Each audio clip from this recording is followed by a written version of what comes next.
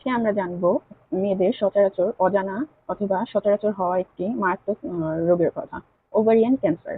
এটা আসলে কি এবং কিভাবে হয়, কখন হয়, এই থেকে আমরা কিভাবে বা এর কোন লক্ষণগুলো দেখলে আমরা বুঝতে পারবো আমাদেরও এই সমস্যাটা হয়েছে। ওভারিয়ান ক্যান্সারটা হচ্ছে নারীর প্রজনন অঙ্গের ডিম্বাশয়ে হয়ে থাকে। আসলে ডিম্বাশয়ে যেখানে হচ্ছে ডিম্বাণু তৈরি হয়ে থাকে সেখানটাতেই এই ওভারিয়ান ক্যান্সারটা ধীরে ধীরে বৃদ্ধি পায় অথবা ধীরে ধীরে বড় হতে থাকে, যেটা হচ্ছে অনেক সময় লক্ষণ দেখা দেয় না, খুব আস্তে আস্তে অনেক সময় লক্ষণ দেখা দিতে পারে, যেমন পেট ফাঁপা বা ফুলে যাওয়া, আহ খাবার অরুচি অথবা ক্ষুধা না পাওয়া, বমি বমি ভাব এবং ঘন ঘন প্রস্রাবের চাপ এবং তলপেটে খুব ব্যথা, প্রস্রাবের চাপ এবং মাসিক অনিয়ম হওয়া এবং ওজন কমে যাওয়া।